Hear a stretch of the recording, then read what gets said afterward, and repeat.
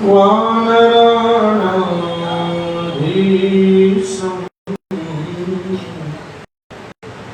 रघुपति प्रिय भक्तं वातजातं नमामि। आइए श्री हनुमंत विराजिए, कथा करो मध्यम समार, प्रेम सहित आसन धरो। पधारिए श्री पवन कुमार, अपने अपने धर्म की सब गाहों को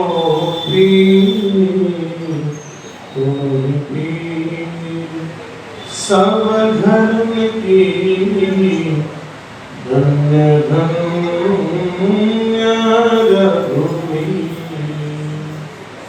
जय जय श्री राधा रमण, जय जय नवल किशोर, जय गोपी चित चोर प्रभु, जय जय माखन चोर। श्यावर रामचंद्र भगवान की, श्री वृंदावन बिहारी लाल की, श्री गौरी शंकर भगवान की, पवन सुत हनुमान जी महाराज की, रामबा भगवती दुर्गा महारानी की, श्री शिव महापुराण की। जय जय श्री सीताराम, जय जय श्री राधेश्याम। नमः पार्वती पतये, हर हर महादेव।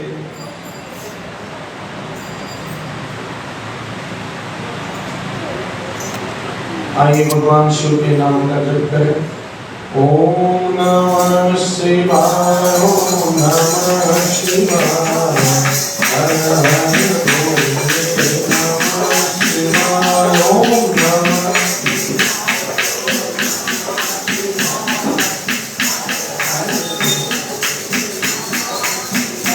ओम नमः शिवाय, ओम नमः शिवाय, हर हर बोले नमः शिवाय। ओम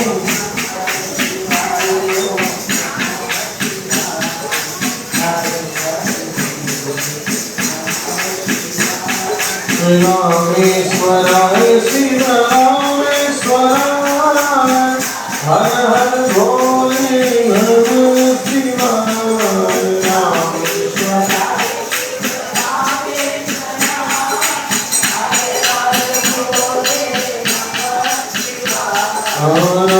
रामेश्वराय शिव रामेश्वराय, हर हर भोले नमः शिवाय।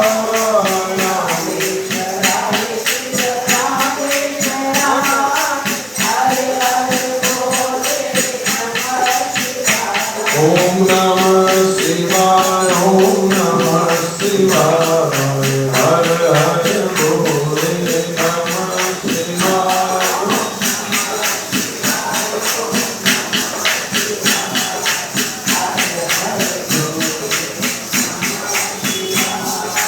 गंगाधर शिव गंगाधर, हर हर भोले नमः शिवाय। गंगाधर शिव गंगाधर,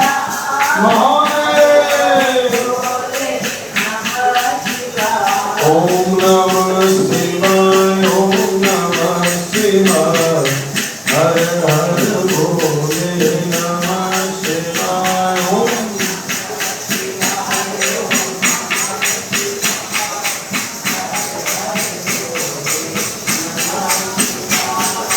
जटाधराय शिव जटाधराय, हर हर भोले नमः शिवाय। जटाधराय शिव जटाधराय, हर हर भोले नमः शिवाय।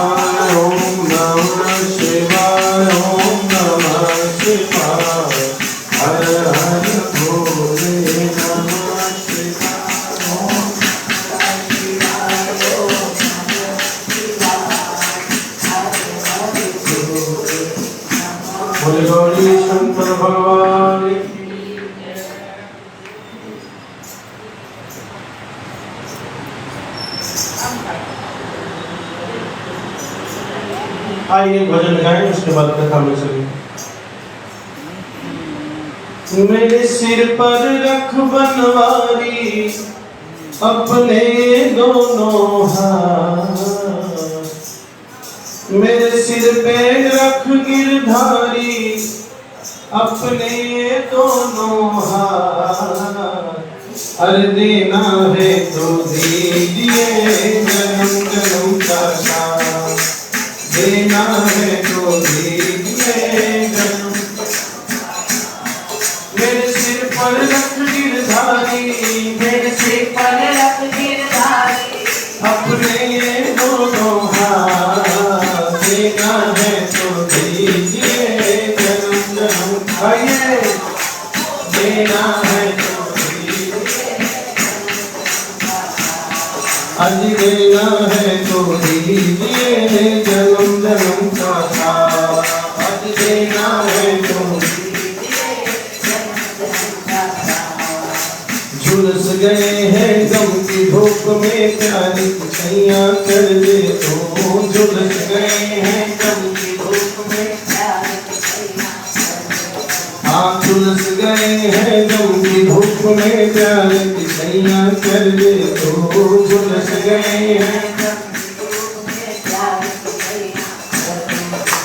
बिन माझी के नाम चले ना अब पतवार पकड़ ले तो। बिन माझी के नाम मेरा रास्ता रोशन कर दे, मेरा रास्ता रोशन कर दे काली अंधियारी रात। देना है तो दीजिए जन्म जन्म का, आज देना है तो दीजिए जन्म जन्म मेरे सिर पे रख बनवारी, मेरे सिर पर रख बनवारी अपने ये दोनों हाथ। देना है तो दीजिए जन्म जन्म का साथ, आज देना है तो दीजिए जन्म जन्म का साथ। आप किसी जन्म की सेवा देकर बहुत बड़ा एहसान किया। इसी जन्म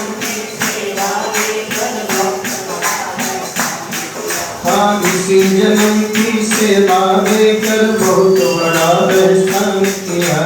इसी जन्म की सेवा देकर बहुत बड़ा एहसान किया। तू ही सर्वेश्वर है कान्हा, मैंने तुमको मान लिया। तू ही सर्वेश्वर है,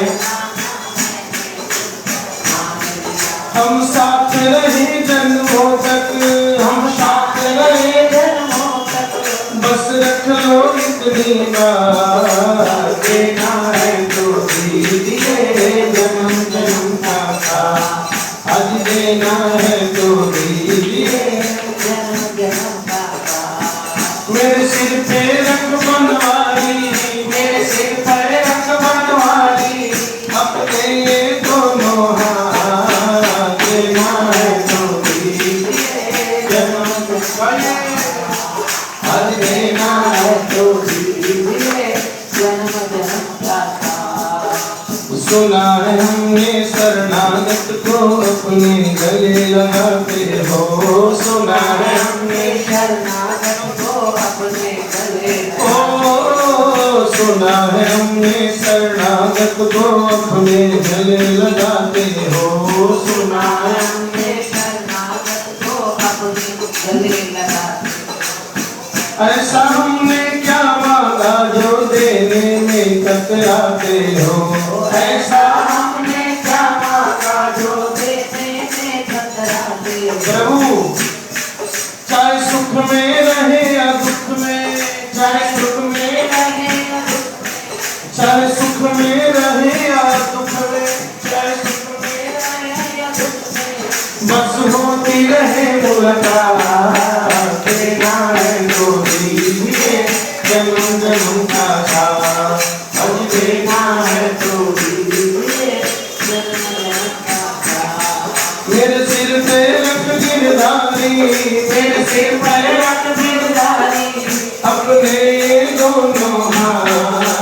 देना है तो दीजिए जन्म जन्म का साथ, अरे देना है तो दीजिए जन्म जन्म का साथ। बोले भक्ति बिहारी लाल की जय। आइए भगवान देवादिदेव महादेव को साष्टांग प्रणाम करते हुए पावन कथा श्री शिव पुराण जी की हम सभी प्रवेश पाए, पावन कथा का अवगाहन करें। पावन सर्वोत्तम मास श्रावण मास, आज इसका शुभ सोमवार दिवस, और ये सोमवार पूर्ण सोमवार है। बड़ा दिव्य सावन का महीना भक्ति में व्यतीत हो रहा है, धीरे धीरे समापन पूर्णता की ओर बढ़ रहा है। भगवान की कथा अनंत है, अद्वितीय है, जितना भी कहा जाए उतना ही कम है, कहने में कोई सक्षम है नहीं। कोई सोच ले कि हम कह देंगे पूरी कथा, तो वो भी संभव है नहीं, क्योंकि भगवान की कथा ही भगवान की तरह उसका कोई अंत नहीं है। भगवान की दिव्य गौरव गाथा हम सब भक्ति भगवान शिवलिंग के पावन स्वरूपों का चर्चा, उनका चर्चा, उनका आविर्भाव, उनका प्राकट्य सब सुना हमने।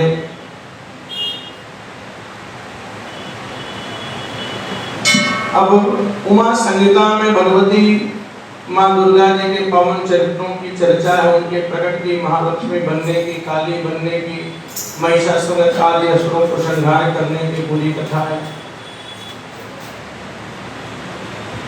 इसी संहिता में सूत जी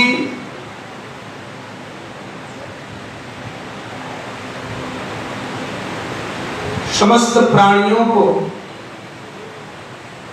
पाप कर्म करने से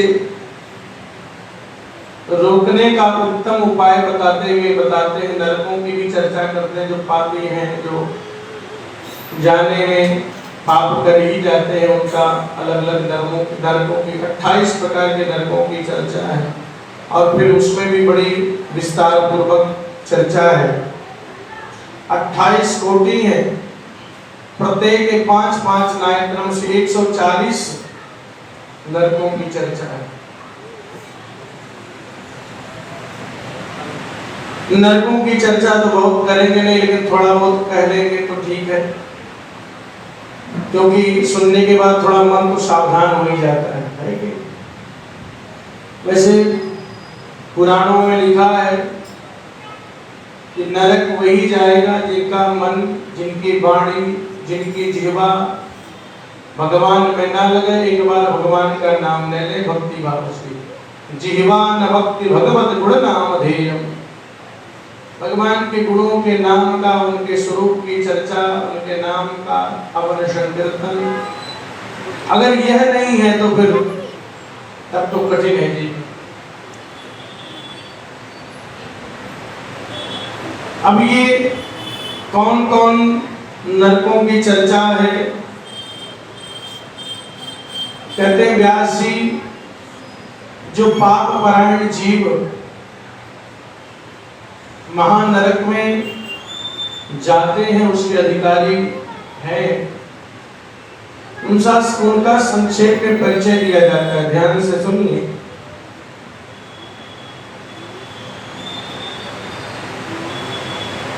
सबसे पहले जिस चर्चा है जो पाप की, वह है कि परस्त्री गमन का जो पाप है वो बहुत ही कठिन पाप है। इससे समाज तो दूषित होता ही है, स्वयं का भी बहुत बड़ा ह्रास है, जन्म जन्मांतर के पुण्य सब नष्ट हो जाते हैं। पर स्त्री गमन, पर पुरुष गमन बहुत जघन्य अपराध है। फिर उसके बाद कहते हैं पराये धन का अपहरण करने की इच्छा मन में आ जाए, ये भी बहुत बड़ा अपराध है। चित्त के द्वारा अनिष्ट चिंतन न करने योग्य कर्म में प्रवृत्त होकर के दुराग्रह करना, ये 4 प्रकार के मानसिक पाप कर्म है। अब ये मानसिक पाप कर्म असंगत प्रलाप, असंगत प्रलाप मतलब इसका अर्थ मैं अगर कहूं तो इस तरह की बिना सिर पैर के बात करे कोई, झूठ बोले तो इतना बोले कि ऐसा लंबा लंबा पुलिंदा बना ले, फिर सामने वाले भी समझ जाते भैया बस कर लो, बहुत कर लिया, इतना बंद ही कर दो। तो ये 4 है। अब ये 4 मानसिक वाचिक पापों की चर्चा हो रही। मानसिक पापों की चर्चा क्या है मैंने बता दिया। 4 वाचिक है, व्यर्थ का बोलना, असत्य भाषण करना, बिना मतलब के बिना सिर पैर की बात करना और झूठ बोलना। झूठ बोलना तो ठीक है, साथ में कह रहे हैं कि अप्रिय बोलना। कई लोग बोलते हैं महाराज क्या कहते हैं जानते हैं, ये देखो सत्य बात कड़वी होती, चाहे किसी को चाहे लगे, हम सही तो बोल के ही रहेंगे। हम तो सही बोलेंगे, जिसको जो दुख लग जाए सही बोलेंगे तो कष्ट हो जाएगा। लेकिन शास्त्र ये आदेश नहीं दे रहे, वो कह रहे हैं सत्यम ब्रूयात प्रियम ब्रूयात, न ब्रूयात सत्यम अप्रियम। ये श्लोक नीति का बड़ा प्रसिद्ध है। बोले सत्य बोलिए, अच्छा जी, उसके बाद फिर क्या करें, फिर उन्होंने जोड़ा, बोले प्रिय बोलिए। कड़वा सत्य बोलने से बचना चाहिए। और उसके बाद फिर कह रहे न प्रिय सत्यम प्रियम न ब्रूयात सत्यम प्रियम। बड़ा अप्रिय कोई सत्य हो जिससे बोलने के बाद सामने वाले को बड़ा कष्ट हो जाए, ऐसे सत्य को बोलिए मत, बल्कि चुप हो जाइए। लेकिन हाँ, हम तो कह देते भैया, बोल देते जिसको जो लगना हो लग जाए, ऐसा शास्त्र की वजह। तो कहते देखो, पहला तो वैसे पैर की बात करें, फिर असत्य बोले, अप्रिय बोले, और तीसरी चौथी जो बात है पीठ पीछे चुगली खाना। ये खाना बड़ा कठिन है। बोले रोटी खाओ, दाल खाओ, ये सब तो ठीक है, लेकिन ये चुगली क्यों खाओ? लेकिन ये चुगली खाने की भी शास्त्र कह रहे, कहते भैया देखो, भूख तो ठीक है, दिन में 1-2 बार लगती है, ये चुगली खाने वाली जो लत है दिन भर लगती रहती है। कई लोग तो इतने आदी हो जाते हैं, वो घंटों घंटों इसी में ही व्यतीत कर लेते हैं। कुछ कह दो, किसी की बात कह लो, बाहर तो छोड़ो, मंदिर भी नहीं बच रहे। बोले गौरी शंकर भगवान की। तो ये 4 पाप वाचिक हैं, वाणी द्वारा ये पाप होने वाले हैं, ये पाप कर्म है। अब सुनो, फिर उसके बाद कौन सा है? शारीरिक पाप सुन लो। मानसिक सुन लिया, वाचिक सुन लिया, शारीरिक क्या क्या है? बोले अभक्ष भक्षण, जो खाने योग्य नहीं हो वो न खाया जाए। दुख की बड़ा दुर्भाग्य है, विडंबना है कि भारतवर्ष में या हम लोगों का या जितने भी लोग, सबका खान पान बड़ा बिगड़ा हुआ है। खान पान शुद्ध हो लिखा है आहार शुद्ध हो सत्व शुद्ध हो। आहार शुद्ध हो जाए तो सब कुछ शुद्ध हो जाए। आहार शुद्ध होना चाहिए, अभक्ष का भक्षण नहीं हो, उल्टा सीधा जीव के स्वाद के लिए जीव हिंसा न हो। जीव की स्वाद के लिए जीव हिंसा करवाना या आपके नाते ही हो रहा, वो बहुत बड़ा अपराध हो रहा है। भगवान ने सब कुछ खाने की व्यवस्था की है, तो अभक्ष का भक्षण क्यों किया जाए?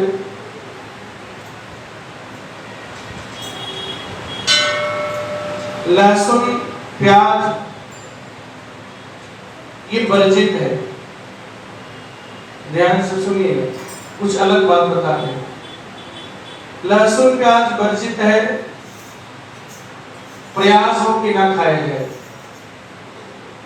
विशेषकर उनके लिए ज्यादा वर्जित है जो साधना के क्रम में हैं, जो भक्ति के पथ पर आगे बढ़ चुके हैं। क्योंकि ये तामसी वृत्ति क्यों नहीं खाया जाए? प्रश्न होता है कि लहसुन प्याज क्यों नहीं खाया जाए? कई लोग कहते हैं कि क्या ये मांस के बराबर? बोले नहीं, ये कभी अपराध मत सोचिएगा। लहसुन प्याज केवल और केवल क्यों नहीं खाया जाए? क्योंकि ये तामसी वृत्ति को बढ़ाता है,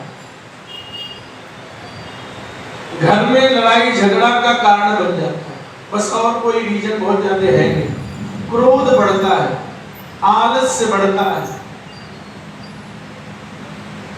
ये बहुत। लेकिन उनके लिए वर्जित विशेष है जो साधना के क्रम में साधु संत हैं या जो अनुष्ठान कर रहे हैं, पूजा पाठ कर रहे हैं। अब ये औषधि भी है, खा लोगे तो ऐसा कोई अपराध पाप नहीं भी हो जाएगा। लेकिन कई लोग मिल जाएंगे, लहसुन प्याज नहीं खाते, बाकी चाहे तो खा लो उल्टा सीधा। लहसुन प्याज नहीं खाएंगे, अरे इतना ही अपराध नहीं जितना तुम उल्टा सीधा खा के कर रहे हो। तो प्रयास हो ना खाया जाए, लेकिन अगर खा भी लिया तो कोई दोष नहीं है, कोई ऐसा अपराध नहीं है कि जिस अपराध की श्रेणी में आ जाए। कोई दोष नहीं, केवल तामसी वृत्ति बढ़े, बस और कोई दोष नहीं। अब मैं ये नहीं कह रहा हूं कि उसका मैं समर्थन कर रहा हूं, लेकिन मैं कह रहा हूं कि खा लो औषधि।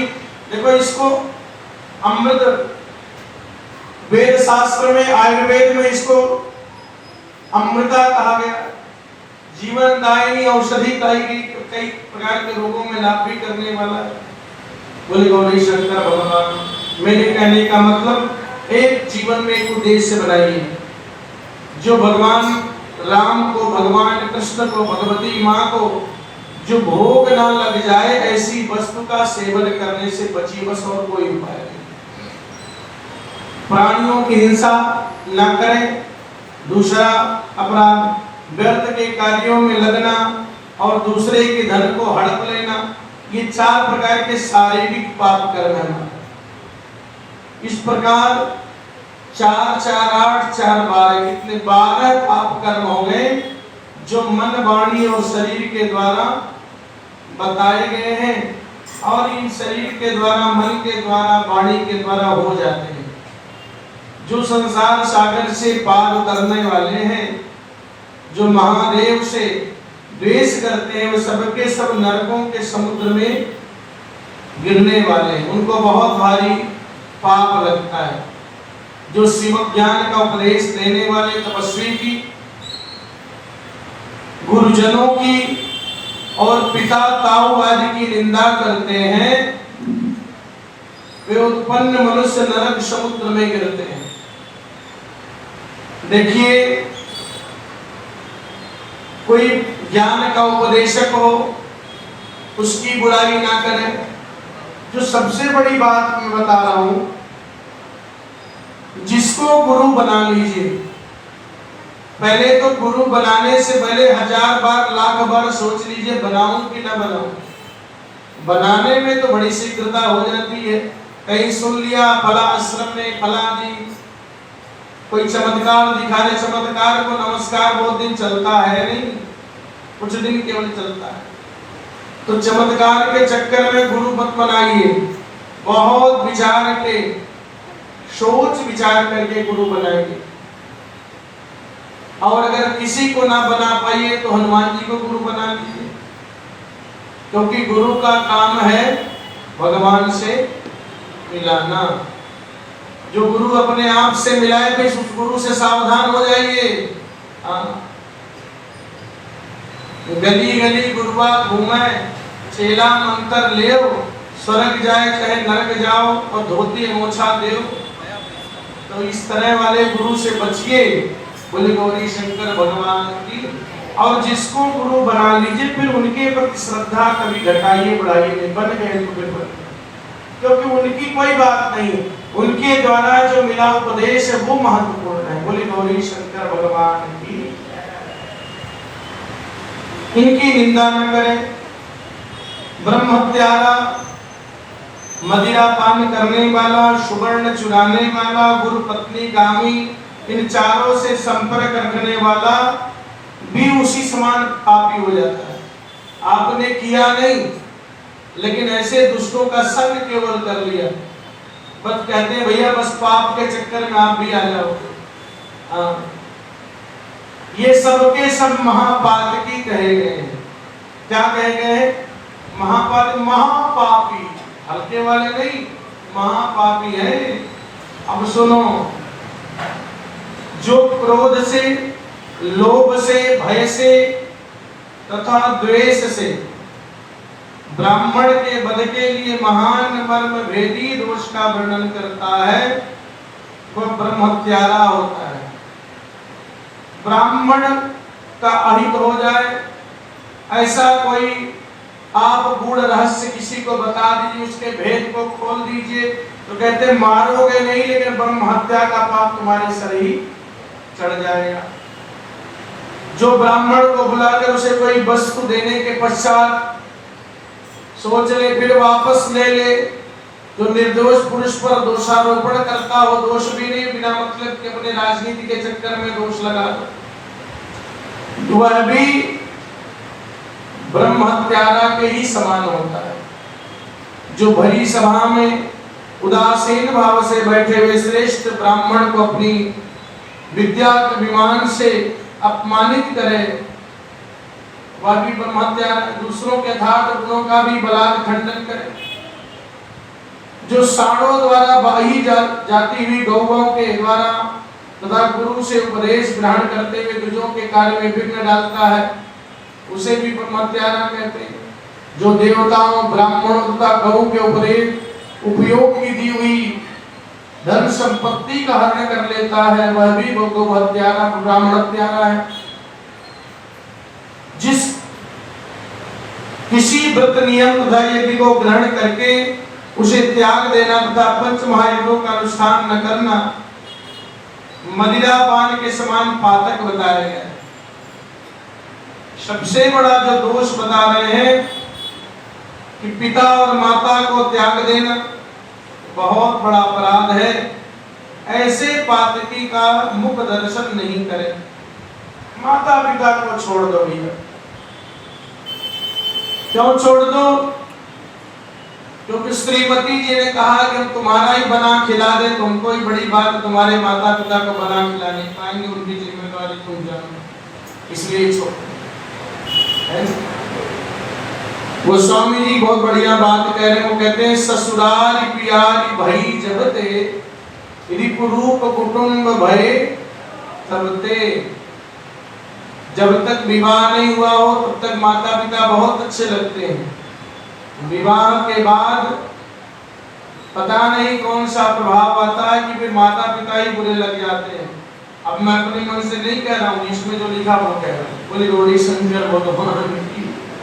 तो इस तरह उनका विचार ठीक नहीं है।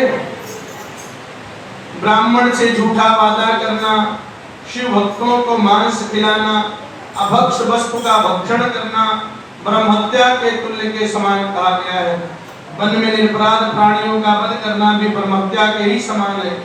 साधु पुरुषों को चाहिए कि वह ब्राह्मण के धन को त्याग दे, ब्राह्मण के धन को लेने का कुत्सित प्रयास न करें।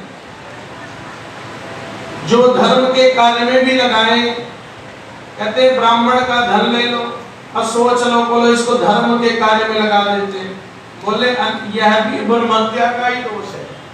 बोले एक जगह लेकर के फिर धर्म करना चाहो तो ये ठीक नहीं है, उसे धर्म के कार्य में भी ना लगाएं, अन्यथा ब्रह्म हत्या का दोष लगता है। गौओं के मार्ग में, वन में, गांव में जो लोग आग लगाते हैं वह भी ब्रह्म हत्या करते हैं। इस तरह भयानक पाप है जो ब्रह्म हत्या की श्रेणी में आए हैं, इनको भी महापातकी, महापातक कहा गया। ब्राह्मण के द्रव्य का हरण करना, पैतृक संपत्ति के बंटवारे में उलटफेर करना, बुद्धि लग जाए, ज्ञान लग जाए, बेईमानी से पिताजी के संपत्ति को अकेले हड़प लो, भाई को कम दो, बोले ये भी बहुत बड़ा अपराध है। पाखंड फैलाना, कृतघ्नता करना, विषयों में अत्यंत आसक्त होना, कंजूसी करना, पुरुषों से द्वेष रखना, पर स्त्री समागम करना, श्रेष्ठ कुल की कन्याओं को कलंकित करना, बाग बगीचे सरोवर तथा स्त्री पुरुषों का विक्रय करना, आदि सौदा करना, स्त्री के धन से जीविका चलाना, स्त्रियों के अत्यंत वशीभूत होना, स्त्रियों की रक्षा न करना, छल से पराई स्त्रियों का सेवन करना, ये सब पाप ही है। ये क्यों बताया गया है? क्योंकि भारतीय संवैधानिक और हमारे धार्मिक संवैधानिक नियम ये सब ना करें, ये सब करने से बहुत बड़ा पाप लगता है। जो मनुष्य गौओं, ब्रह्म कन्याओं, ब्राह्मण कन्याओं, स्वामी, मित्र, तपस्वी, महात्माओं के कार्य को नष्ट कर देते हैं वे नरकगामी माने हैं। जो ब्राह्मणों को दुख देते हैं उन्हें मारने के लिए शस्त्र उठाते हैं, जो द्विज होकर शूद्रों की सेवा करते हैं तथा जो काम बस मदिरा पान करते हैं, जो पाप परायण है, क्रूर है, हिंसा के प्रेमी हैं, जो गौशाला में, अग्नि में, जल में, सड़कों पर, पेड़ों की छाया में, पर्वतों पर, बगीचों में तथा देव मंदिरों में आसपास मल मूत्र का त्याग करते हैं। इतना बड़ा बड़ा दोष बता रहे महाराज। गौशाला में भी मल मूत्र न त्यागे, जल में, सड़कों पर किसी पेड़ की छाया से भी बचे, बांस, ईंट, पत्थर, काठ, सींग और कीलों द्वारा जो रास्ता रोकते हैं। अब यहाँ तो नहीं, गांव में ऐसे ही होता, गांव में रास्ता ही रोक देते, बोले उनको भी बड़ा पाप लगता है। इस तरह अलग अलग पापों की चर्चा है। अब इतने पापों की चर्चा करके वे मानो कहना चाहते हैं कि इस अनावश्यक पापों से जीव चाहे तो प्रयत्न करके बच सकता है। वृद्ध को हुआ, अनाथों को हुआ, स्वाधीन पुरुषों, दीनों को, बाल वृद्धों, रोगियों पर इन पर कोई कृपा नहीं करते, बोले ये भी पाप की श्रेणी में आता है। जो मनुष्य मरता है और उसका कमाया हुआ धन घर में ही रह जाता है, भाई बंधु भी शमशान तक जाकर लौट जाते हैं, केवल उसके किए हुए पाप पुण्य ही परलोक के पथ पर जाने वाले हैं, उस जीव के साथ जाते हैं। जितना भी हम परिश्रम कर ले, धन कमा ले, बोले वो धन तो यही रह जाते हैं, जीव के साथ जाते क्या है? बोले पाप और पुण्य ही जाते हैं। जो पाप कर लिया वो साथ में पादेय बन जाते हैं, जो पुण्य किया वो साथ में चल जाते, बाकी कुछ और साथ में जाता नहीं। जो औचित्य की सीमा को लांघ करके मनमाना कर वसूल करते हैं, दूसरे को दंड देने में रुचि करते हैं। अब ये बड़े बड़े घूसखोर, रुचि के अनुसार कम दाम बढ़ाई पापों की चर्चा है। अब इन पाप के चर्चा को हम प्रणाम करें। अब कहते हैं सनत कुमार जी कहते हैं, व्यास जी, मनुष्य 4 प्रकार के पापों से यमलोक जाते, कौन कौन है? तो कहते हैं अच्छा, यमलोक अत्यंत भयानक और भयंकर है महाराज, समस्त देहधारियों को विवश होकर के जाना पड़ता है। ऐसा कोई प्राणी नहीं है जो यमलोक का दर्शन ना करे, उसको यमलोक ना जाना पड़े। बड़ा कठिन बात है, मतलब हम सभी जाने वाले। बोले इसमें और भी अब बता रहे हैं क्या है? बोले लेकिन जाने के लिए 2 मार्ग है। अब ध्यान से सुनना। जीवों पर जो शुभ कर्म करने वाले हैं, सौम्य चित्त हैं, दयालु हैं, सौम्य भाव से, वह सुखद यमपुरी के मार्ग से जाते हैं यमपुर में। वो कौन सा मार्ग है? बोले उत्तर दिशा से होते हुए और भगवान धर्मराज के पावन नगरी में सुख पूर्वक जाते हैं, उनको कोई कष्ट नहीं होता। इसलिए जब प्राण छूटते हैं तो शरीर किस दिशा में कर दिया जाता है?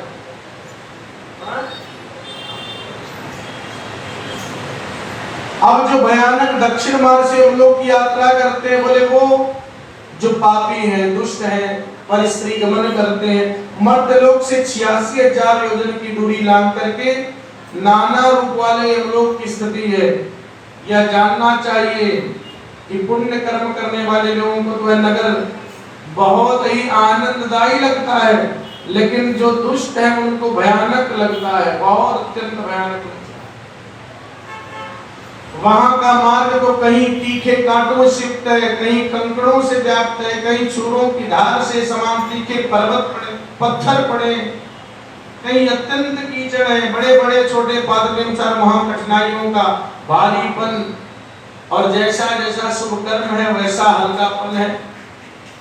कहीं कहीं यमपुरी के मार्ग में लोहे की सुई के समान तीखे दाब फैले हुए होते हैं। दाब का मतलब ऐसे ही जमीन पे निकले होते हैं, जाओ तो फिर एकदम चुभते हुए जाते। उन्होंने जिन्होंने, अब कौन कौन कहते हैं भैया कौन को यमपुरी जाएगा, कहते हैं जिन्होंने कभी दान नहीं किया वे लोग ही इस प्रकार के दुख उठाते हैं, और वे लोग ही इस मार्ग पर जाते हैं जिन्होंने पहले ही दान रूपी पाथेय, पाथेय का मतलब राही का खर्चा दान देकर जिन्होंने इकट्ठा कर लिया, उसको इस लोक में नहीं जाना पड़ता, बहुत सुखपूर्वक यात्रा करते हैं। इस रीति से कष्ट उठाकर पापी जीव जब प्रेतपुरी में पहुंच जाते हैं तो उनके विषय में यमराज को सूचना दी जाती है। उनकी आज्ञा पाकर के दूत उन पापियों को यमराज के आकर के सामने लाकर के खड़ा कर देते हैं। वहां जो शुभ कर्म करने वाले लोग हैं उनका यमराज दौड़ करके स्वागत करते हैं, आसन देते हैं, पाद अर्घ्य निवेदित करते हैं, उनके चरण तक धोते महाराज। कौन? यमराज जी। और जिन्होंने वेदोक्त जीवन जिया, कहते हैं आप लोग धन्य हैं कि मानव शरीर पा करके वेद के रीति के अनुसार धर्म का पालन करके आए हैं, आपके चरण को धोने का मेरा बड़ा सौभाग्य, ऐसा यमराज जी कहते हैं। अतः आप लोग दिव्यांगनाओं से भोग सुख संपूर्ण मनोवांछित पदार्थों से निर्मल स्वर्ग लोक में जाइए। यमराज ही निश्चित करते हैं, ध्यान से सुनना, कि आपने शुभ किया है तमाम कर्मों का निर्धारण, तब वो फिर आपकी सेवा करते हैं, स्वागत करते हैं। गरुड़ पुराण जी में भी है। फिर वो स्वर्ग की यात्रा के लिए आपको भेजते हैं, वो विधि पूर्वक बढ़िया सारी व्यवस्था करके सुंदर विमान में। किंतु जो क्रूर कर्म करने वाले हैं वे यमराज को भयानक रूप में दिखते हैं। उनकी दृष्टि में यमराज का मुख दाढ़ों के कारण विकराल जान पड़ता है, नेत्र टेढ़ी भव्य युक्त जान पड़ती है, उसके केश ऊपर उठे होते हैं, दाढ़ी मूछ बड़ी बड़ी होठ ऊपर की ओर फटकते रहते हैं, उनके 18 भुजाएं होती हैं, वे कुपित तथा काले कोयले के ढेर की तरह दिखाई देते हैं। उनके हाथों में सब प्रकार के अस्त्र शस्त्र होते हैं, वे सब प्रकार के दंड का भय दिखा करके उन पापियों को डांटते हैं। बहुत बड़े भय से पर आरूढ़ लाल वस्त्र और लाल माला धारण करके बहुत ऊंचे महा मेरु के समान दृष्टिगोचर होते हैं। उनका शब्द प्रलय काल के मेघ की गर्जना के समान गंभीर होता है, ऐसे जान पड़ते हैं मानो महासागर को पी रहे हो, मुंह से आग निकल रहा हो, ऐसा प्रतीत होता है। उनके समीप प्रलय काल की अग्नि के समान प्रभाव वाले मृत्यु देवता खड़े रहते हैं। काजल के समान काल देवता भयानक कृतांत देवता रहते हैं। इनके सिवा मारी, उग्रमारी, भयंकर काल रात्रि अनेक प्रकार के रोग, भांति भांति के भयावह कुष्ठ मूर्तिमान, हाथों में अंकुश अलग अलग हथियार लेकर के खड़े रहते महाराज। यमराज उन पाप कर्मियों को बहुत डांटते हैं और भगवान चित्रगुप्त धर्मयुक्त वचनों द्वारा उन्हें अनेकानेक समझाते हैं, फटकारते हैं कि मानव जीवन पा करके भी तुमने अनेकानेक पाप कर्म करके अपने जीवन को व्यर्थ ही गमा दिया, अब तेरा क्या होगा? अब तो तुम मानव जीवन पाने का अधिकारी भी नहीं। बहुत डांटते महाराज, बड़ा फटकारते हैं। अब ये सब सुनने के बाद मन तो कुछ देर के लिए बदल ही जाएगा, लेकिन कुछ ही देर के लिए रहेगा। एक कथा सुनत, एक मैंने पढ़ा था, कहते कथा सुनत मुर्दा जरत, आवे वैराग्य तुरंत, यही स्थिति जो बनी रहे तो मिल जाए भगवंत। बोले बहुत देर रहता नहीं है, कोई मरा हुआ व्यक्ति देख ले तो अरे भैया यही सबकी गति होती, बड़ा जीवन क्षण, लेकिन वो कुछ ही देर रहता है। बोले गौरी शंकर भगवान की। तो इस तरह अब ये नरकों की चर्चा है, 128 नरकों की चर्चा, 140। अब सबसे पहले रौरवाद नरक है, उनकी चर्चा करेंगे नहीं। दुर्गा मंदिर वाले कोई नरक में जाने वाले नहीं, टेंशन नहीं है, पेंशन। बोले गौरी शंकर भगवान की। भगवान, हाँ, भगवान के नाम की चर्चा और अलग अलग नरक यातनाओं की चर्चा। अब ये मैंने कर लिया, बहुत कर लिया, अब कोई नरक की चर्चा नहीं करना है, बहुत। अब देखो अलग अलग यमलोक में दान करने से सुविधा जो मिलता है वह भी थोड़ा सा सुन लीजिए, फिर उसके बाद आगे की चर्चा हम करेंगे। अब मैं उस धर्मों की चर्चा करता हूं। शरद कुमार जी कह रहे हैं जो सुख देने वाले हैं, जो कोमल चित्त हैं, दयालु पुरुष हैं, भयंकर यम मार्ग पर सुख से यात्रा करते हैं, जो श्रेष्ठ ब्राह्मणों को जूता और खड़ाऊ दान करते हैं, मनुष्य विशाल घोड़े पर सवार होकर के बड़े सुख से यमलोक को जाते हैं। छत्र दान करने से मनुष्य मार्ग पर उसी तरह छाता लगाकर चलते हैं। शिविका का दान करने से मनुष्य रथ के द्वारा सुख से यात्रा करते हैं। सैया आसन का दान करने से दाता यमलोक के मार्ग में विश्राम करते हुए जाते हैं। छायादार वृक्ष का आरोपण करते हुए जाते हैं। जो मनुष्य फुलवाड़ी लगाते हैं, वृक्ष लगाते हैं, पुष्पक विमान से यात्रा करते हैं, देव मंदिर में बनाने वाले उस मार्ग पर घर के भीतर क्रीड़ा करते हैं, जो यतियों के आश्रमों का निर्माण कराते हैं, अनाथों के लिए घर बनवाते हैं, देवालय बनवाते हुए भी घर के भीतर क्रीड़ा करते हैं। अब गुरुजनों की सेवा करें, जो दीपदान करने वाले मनुष्य संपूर्ण दिशाओं को प्रकाशित करते हैं। प्रियदान करने से दाता रोग दोष से मुक्त होते हैं। गुरुजनों की सेवा करने वाले मानव विश्राम करते हुए जाते हैं। बाजा बजाने वाले उसी तरह सुख यात्रा करते हैं। गोदान करने वाले मनोवांछित पदार्थों से परिपूर्ण यात्रा करते हैं। अन्न पान को भी पाता, जो किसी को पैर धोने के लिए जल देता है वैसे मार्ग से जाता है। जो आदरणीय पुरुषों के लिए पैरों में बटन लगाता है, घोड़े के पीठ पर बैठ कर जाता है।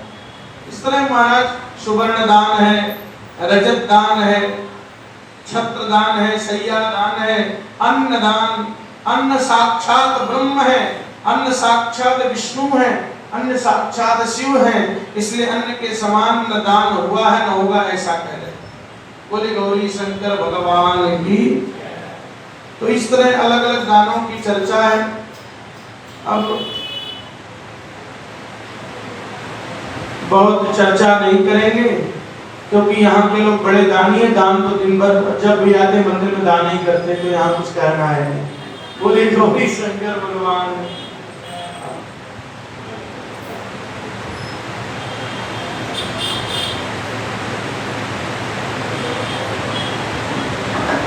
अब जो देखो बहुत अच्छी अच्छी बातें बोले, शिव पुराण जी में भी बहुत अच्छी अच्छी बातें हैं, जो उसमें आप लोग समझ सके ऐसी विशेष बातें मैं वो सोच रहा हूँ बताने के लिए। महादेव जी भगवती पार्वती जी से बहुत बढ़िया बात कह रहे हैं आज्ञाहीन, क्रियाहीन, श्रद्धाहीन तथा विधि के पालनार्थ आवश्यक दक्षिणा से हीन जो जप किया जाता है वह सदा निष्फल होता है। कोई भी यज्ञ, कोई पूजा पाठ कहते हैं वह निष्फल हो जाता है जिसमें दक्षिणा का भाव हो, क्योंकि यज्ञ से पत्नी दक्षिणा, यज्ञ की पत्नी का नाम ही दक्षिणा देवी है। तो कहते हैं उसी तरह निष्फल हो जाता है बिना दक्षिणा के कार्य की सिद्धि नहीं होती। अच्छा, अब कह रहे हैं कि ये सब तो करते ही हैं, साथ में गुरु जी के महिमा, गुरु मंत्र की महिमा, उसके जपने की विधि। अच्छा, पंचाक्षर मंत्र की विधि तो मैंने बताया ही था।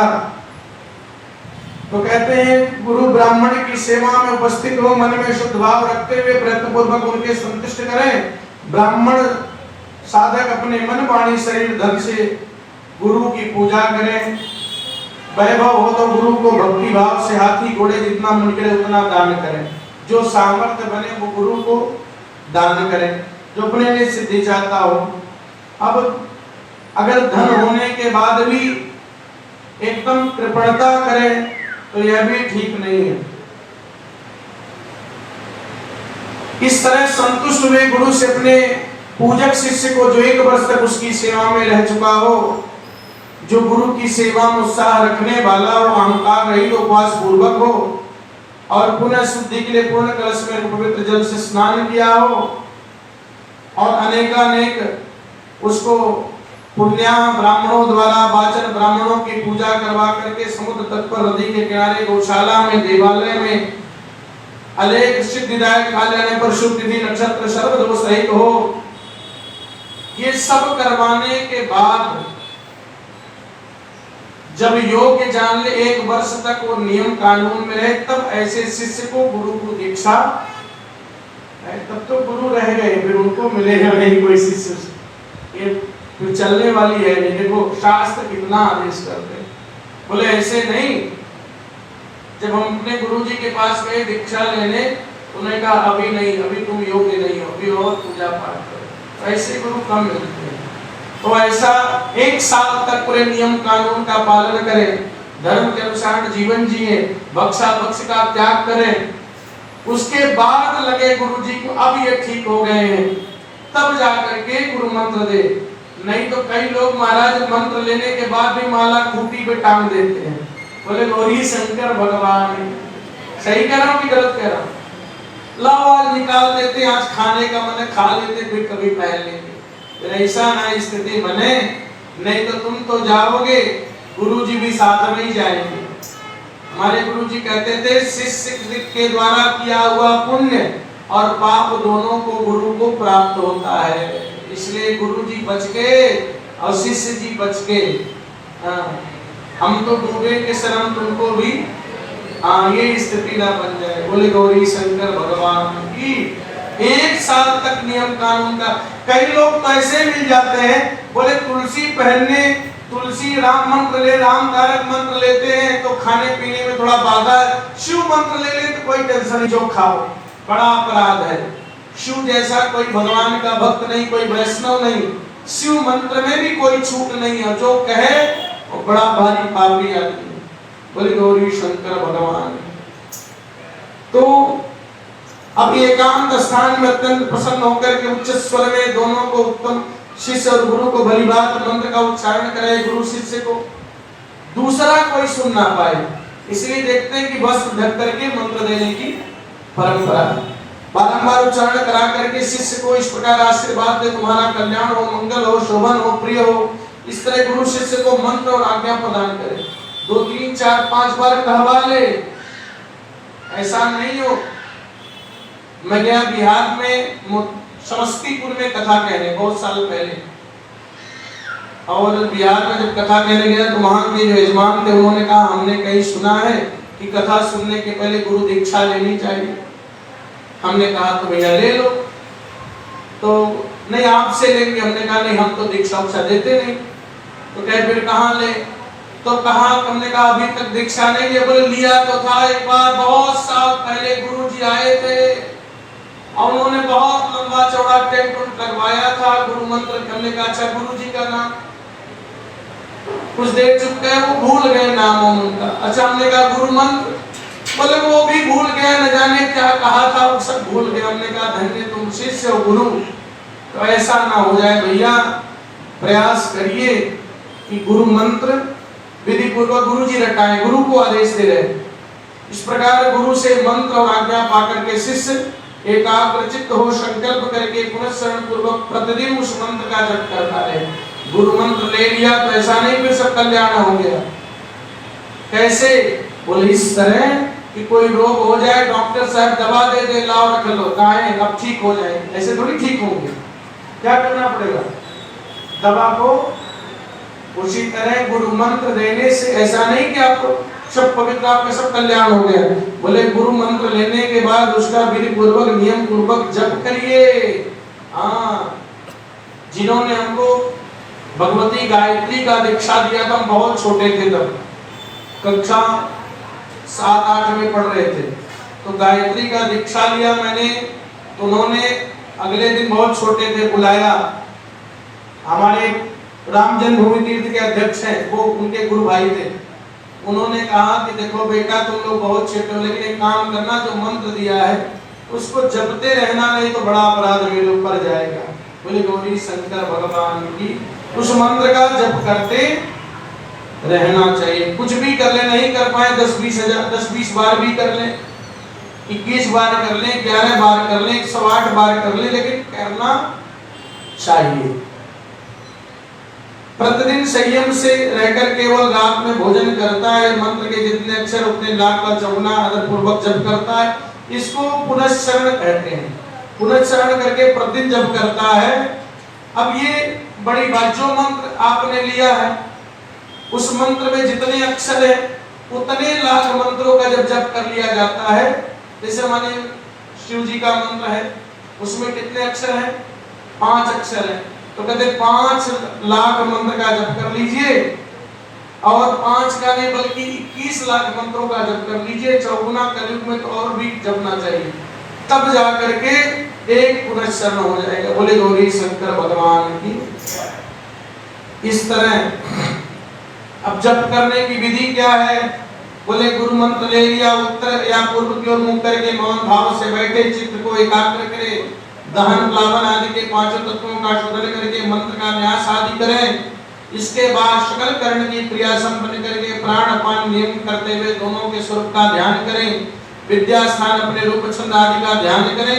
परमेश्वर का स्मरण करके पंचाक्षरी मंत्र का जप करें। ये शिव जी का मंत्र, इतना सब नियम है, बढ़िया। देखो ऐसा नहीं हो, कई लोग कह दे कि मन चंगा, तो खाली कहने की बात है, बिना नियम के कुछ नहीं होने वाला। बढ़िया आसन शुद्ध हो, जहां पर जप करने बैठे ध्यान से सुन लेना, आसन बढ़िया हो। ऐसा नहीं हो बिना आसन के जप करने से वो समस्त जप का आपका प्रभाव, वो निष्फला क्रिया सब बेकार हो जाता है, कोई फायदा उसका नहीं है। आसन होना चाहिए। और सुन लो, कौन कौन आसन हो उसका भी चर्चा है।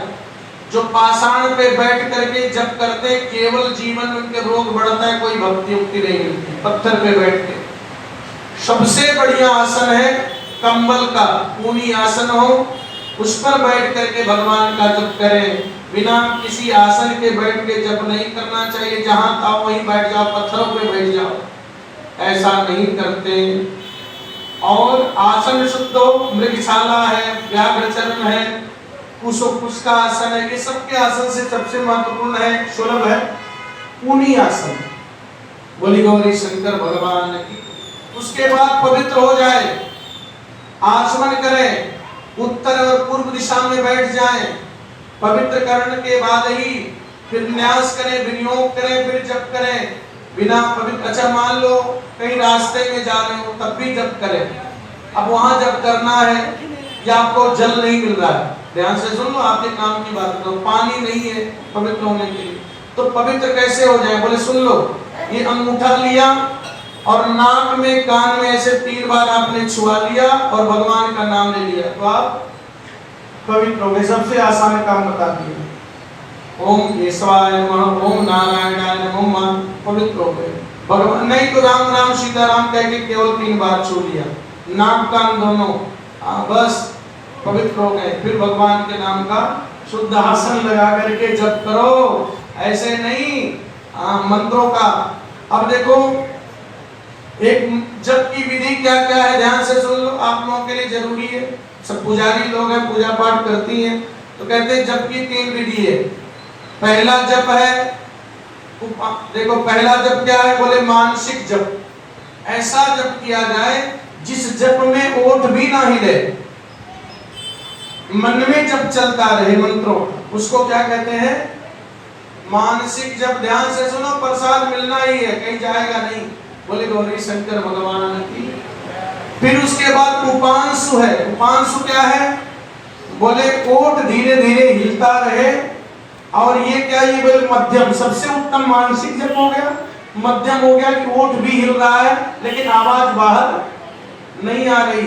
और तीसरा वाचिक है, ये निम्न कोटि का कहा गया कि जोर जोर से पढ़ते हुए जपा जाए। बोले ये गुरु मंत्र ऐसे तो जपना भी नहीं चाहिए। बोली गौरी शंकर भगवान की। ऐसे ही जपो और अक्षरों वाणियों का स्पष्ट उच्चारण हो। लिख रहे, देखिए क्या करे, जो ऊंचे स्वर स्पष्ट उच्चारण करते हुए। ऐसा नहीं, मैं लोगों को कहता हूं, देखो इसीलिए भारतीय कई लोगों का ओम गं गणपतये नमः जपो, तो जानते क्या कहते, गण गणपतये नमः जप लेंगे। अब गण गणपतये नमः नहीं है, क्या है, ओम गं गणपतये नमः, गण गणपतये नमः नहीं है। तो शुद्ध मंत्रों का जप करें। जप में इस तरह कोई जिह्वा हिले। और सबसे बढ़िया मंत्र है कि मानसिक जप हो, माला लेकर के जपें। देखो शास्त्र में कहीं पर काउंटर नहीं लिखा है। जप की माला है 108 मणियों की, सबसे बड़ी माला। फिर उससे छोटी 54 मणियों की, फिर उससे छोटी 27 मणियों की माला होती है। उसको सुमिरनी कहते हैं। वो बिना झोले के भी देखते होंगे साधु संत हाथ में लेकर के घूमते रहते हैं। अब ये माला भी नहीं हो तो करमाला से जपें। करमाला कौन है, ये ध्यान से देखना, ऐसे नहीं 1 2 3 ऐसे नहीं करना, इसकी विधि ध्यान से सुनो। पहला एक, ये है 1 2 3 4 5 6 7 8 9 10 ऐसे जपना है। 1 2 3 ऐसे जाना, फिर ऐसे जाना, फिर इधर देख, इधर कर लेना, 1 हो गया, 10 इधर हुआ, इधर 1 हो गया, फिर 1 2, फिर इधर 20 हुआ, इधर 2 हो गया। ऐसे ऐसे जब इधर 10 हो गया तो कितना हो जाएगा, माने 100 हो जाएगा। 8 की गणना कैसे करनी, तो यहाँ को छोड़ दीजिए, 1 2 3 4 5 6 7 8 इस तरह मंत्रों को जपना है। ये करमाला हो गया। अब इस बता तो देते हैं, हालांकि मैं जानता हूँ सर से ऊपर ही जाने वाला। बोली गौरी शंकर भगवान की। आवाज जो है, समय हो गया ना, तो जब की पूरी विधि बड़ी लंबी चौड़ी भी बहुत कुछ लिखने के लिए कहा है जप के विषय में। और फिर उसके बाद गुरु मंत्र, मंत्रों की दीक्षा के विषय में विधि पूर्वक महाराज मंत्रों को जपे, भगवान को दूर से प्रणाम करें। साष्टांग प्रणाम की विधि भी बता रहे, प्रणाम कैसे कैसे किया जाता है। आज प्रणाम बड़ा बिगड़ गया, 2 मिनट सुन लो, दूर से ही हो जाता है, चलो वो भी चलो ठीक है। कई लोग आते हैं वो घुटने के ऊपर ही छू के चले जाते हैं, ये भी प्रणाम करना ठीक नहीं है। प्रणाम की विधि तो सर्वोत्तम है साष्टांग, लेट करके। हम भगवान को भी करें, केवल लेट करके प्रणाम करने का विधान स्त्रियों को नहीं है, पुरुषों को केवल लेट कर प्रणाम करने के लिए पूरा लेट जाइए। और दूर से भगवान के विग्रह को दूर से प्रणाम करना चाहिए। उनको जाके पकड़ लेने से आपका प्रणाम नहीं हो जाएगा, जब आप पकड़ लेते हैं, छू लेते हैं, ये सब प्रणाम की विधि है नहीं। हाँ, दूर से प्रणाम की विधि है। भगवान के जितने विग्रह हैं गर्भगृह में पड़े हैं, उनको दूर से प्रणाम करिए। ये प्रणाम की सर्वोत्तम विधि है। साष्टांग प्रणाम करिए। माताएं अर्ध साष्टांग प्रणाम करती हैं। अर्ध साष्टांग मैंने पूरा नहीं लेटती, आधा लेट करके प्रणाम करती। बोले गौरी शंकर भगवान की। तो ये सब सारी व्यवस्था है। अब ये सब मैं आज पूर्ण करता हूँ। बोले गौरी शंकर भगवान। फिर आगे फिर चर्चा यही सब बताऊंगा। ओम नमः शिवाय, ओम नमः शिवाय, हर हर भोले नमः शिवाय, ओम नमः शिवाय, ओम नमः शिवाय, ओम नमः शिवाय, हर हर भोले नमः शिवाय, ओम नमः शिवाय, बोलो शंकर भगवान। भजन गाइए, प्रसाद बटे। आज का भजन शुभांकुर।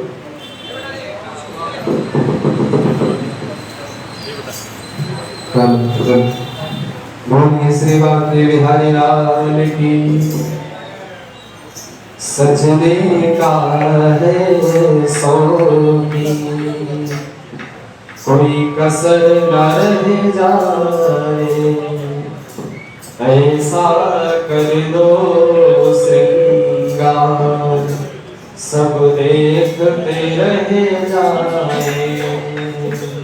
सजने का है सोगी, कोई कसर न रह जाए, ऐसा कर दो श्रृंगार, सब देखते रह जाए।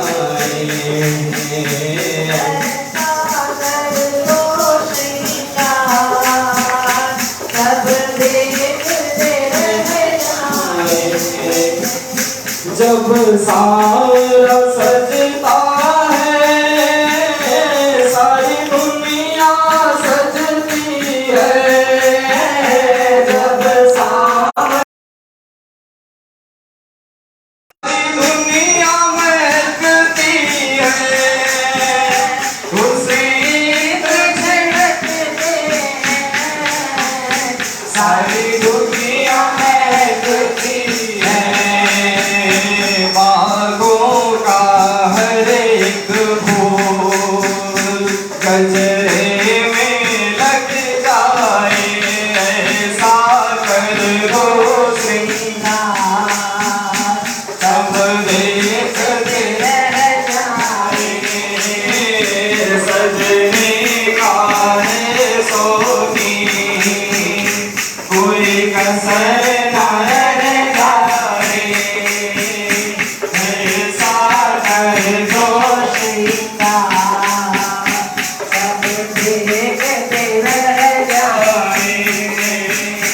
जब कान्हा मुस्काए, शीशा भी चटक जाए। जब कान्हा मुस्काए, शीशा भी चटक जाए। चंदा भी दर्शन दो, धरती पे उतर आए।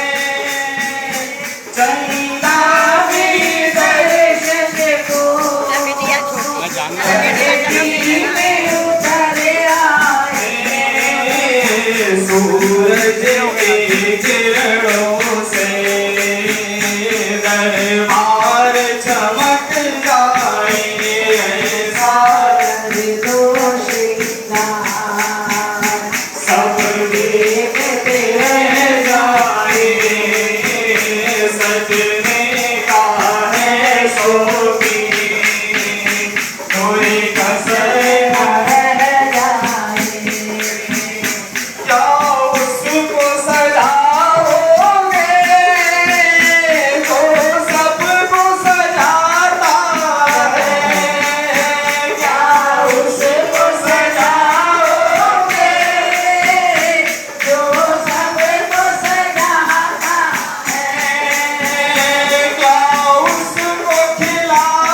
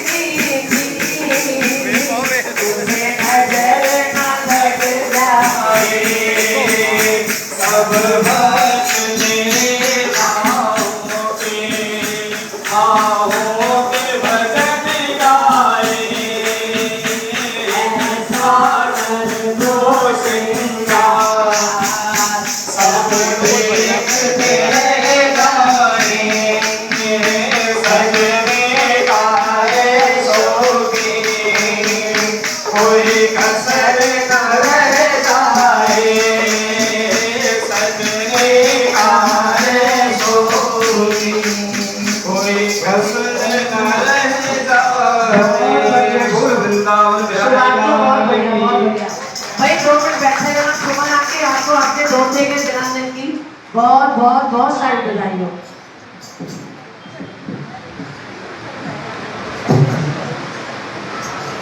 ले ले माँ बधाइयाँ लालिया, ले ले माँ बधाइयाँ, ले ले माँ बधाइयाँ लालिया, ले ले माँ बधाइयाँ, ले ले माँ बधाइयाँ, ले ले नानी बधाइयाँ, ले ले माँ बधाइयाँ लालिया, ले ले माँ बधाइयाँ, ले ले माँ बधाइयाँ लालिया, ले ले माँ बधाइयाँ। ए बालक तेरा जुग जुग जिए, ए बालक तेरा जुग जुग जिए, ओ बड़ा होड़ समाइया लाल दिया, ले ले माँ बधाइयाँ, ओ बड़ा होड़ समाइया लाल, ले ले माँ बधाइयाँ, ले ले माँ बधाइयाँ लाल दिया, ले ले माँ बधाइयाँ, ले ले माँ बधाइयाँ लाल, ले ले माँ बधाइयाँ। जिन देवी है बालक छाया, जिन देवी है बालक छाया, उस तेरे प्रभु की छाया, उस तेरे प्रभु की होने कमाया लाल दिया, ले ले माँ बधाइयाँ, होने कमाया लाल दिया, ले ले माँ बधाइयाँ, ले ले माँ बधाइयाँ लाल दिया, ले ले माँ बधाइयाँ, ले ले नानी बधाइयाँ लाल दिया, ले इस बालक दी शोभा न्यारी, इस बालक दी शोभा पर मात पिता दा आज्ञाकारी, मात पिता दा आज्ञाकारी, वंडो दूध मलाइया लाल दिया, ले ले माँ बधाइयाँ, वंडो दूध मलाइया लाल दिया, ले ले माँ बधाइयाँ, ले ले माँ बधाइयाँ लाल दिया, ले ले माँ बधाइयाँ, ले ले माँ बधाइयाँ लाल दिया, ले ए बधाई जम्मू तो आई, ए बधाई जम्मू तो आई, मैया जी ने आप भिजवाई, मैया जी ने आप भिजवाई, मेरी माँ ने कोटियाँ लाइयाँ लाल दिया, ले ले माँ बधाइयाँ, मेरी माँ ने कोटियाँ लाइयाँ लाल, ले ले माँ बधाइयाँ। सोने सोने कपड़े पाके, सोने सोने कपड़े पाके, बच्चियां नो उंगली नन लाके, आइयां देन बधाइयाँ लाल दिया, ले ले माँ बधाइयाँ, आइयां देन बधाइयाँ लाल दिया, ले ले माँ बधाइयाँ, ले ले माँ बधाइयाँ लाल दिया, ले ले बधाई हो बधाई जन्मदिन की तुमको, बधाई हो बधाई जन्मदिन की तुमको, जन्मदिन की तुमको मिलेंगे लड्डू हमको, oh happy birthday to you, oh happy birthday to you। Suman aunty एक बार और बधाई हो। आइए सभी लोग आरती करें। ओम जय शिव ओंकारा, भोले हरे भजे ओंकारा, भोला पार्वती का ध्यान, भोले जटा के गंगाधारा, भोला ओढ़े मृगछाला, भोला पहने मुंडे माला, ब्रह्मा विष्णु सदा शिव, मेरे भोलेनाथ मामा शिव, हर नाम की धरा ओम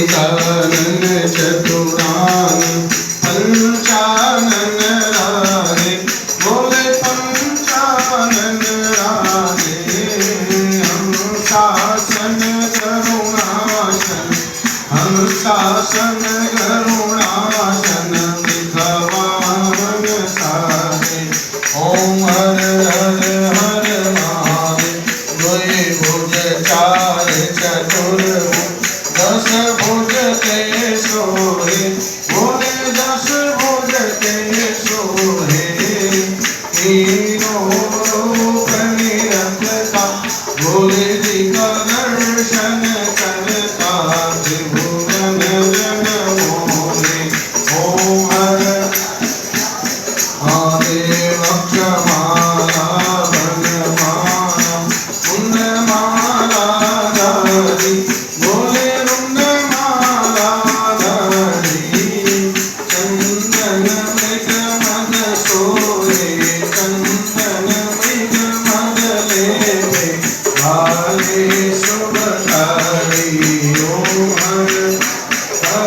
महादेव श्वेतांबर पीतांबर बागंबर अंगे बोले बागंबर अंगे सनकादिक ब्रह्मादिक सनकादिक वरुणादिक भूतादिक संगे ओम करते चक्र त्रिशूल धरता बोले चक्र त्रिशूल धरता जग करता जग हरता सुख करता दुख हरता जग पालन करता ओम हर हर आदेव ब्रह्मा विष्णु सदाशिव जानत विवेका बोले जानत विवेका प्रणवाक्षर के मध्य ओमाक्षर के मध्य ये तीनों एका ओम हर हर हर महादेव हे गुण स्वामी की आर जो कोई नर गावे स्वामी प्रेम सहित गावे